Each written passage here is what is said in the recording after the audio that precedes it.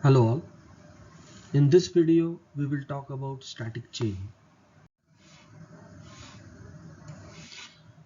So basically a statically scoped language makes use of static chain to give access to non-local variables within the program. Static chain consists of one or more static links or static pointers. Associated with every subroutine or a procedure there is a static link. This static link always points to the static parent of that subroutine. So let's first try to understand what is static parent of a subroutine. So imagine if procedure Q is defined within procedure P, then the procedure P is said to be the static parent of procedure Q. As Q is defined in P, static parent for Q is P. Okay. So let's see some examples. Look at this question. Consider the following diagram depicting subroutine nesting levels. So this is the subroutine nesting level. So procedure A is defined. Then you can see that B is defined in A, right? C is also defined in A. D is defined in C. Okay. So we have four procedures A, B, C, D. A is the outermost procedure defined. B and C are defined in A and D is defined in C. So clearly you can see that the static parent for B is A because B is defined in A. Static parent for C is also A because C is also defined in A. Static parent for D is procedure C because D is defined in C. Simple. Now on the right hand side, the stack frames are shown with the sequence of subroutines calls. So you can see A is called first, then A calls C, C calls D, D calls B, B again calls C, C calls D again. Okay. Now here I'll specify the static chain. Okay, static chain. So with every subroutine we have a static link. So what is the static link for procedure A? The static link for procedure A is nil, right? Because A is the outermost procedure. A is not defined in any other procedures. So there is no static parent for A. And since there is no static parent for A does not have a static link because you know static link points to the static parent. Okay. So A does not have a static parent. So static link for A is nil. Now clearly C is defined in A, so the static link for C is A, so it will point to its static parent.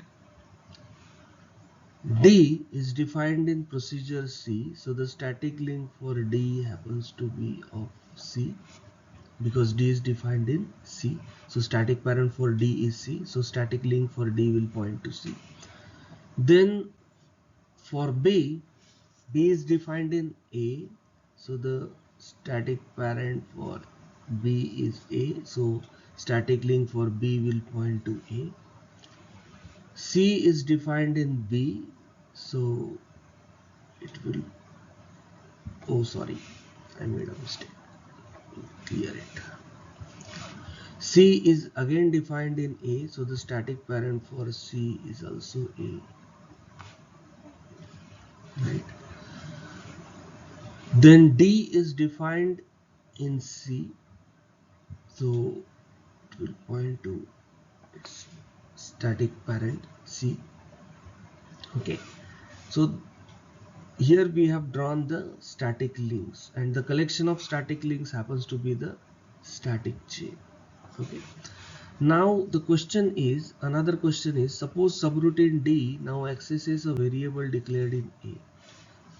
So there is a subroutine D which is going to access a variable which is declared in A.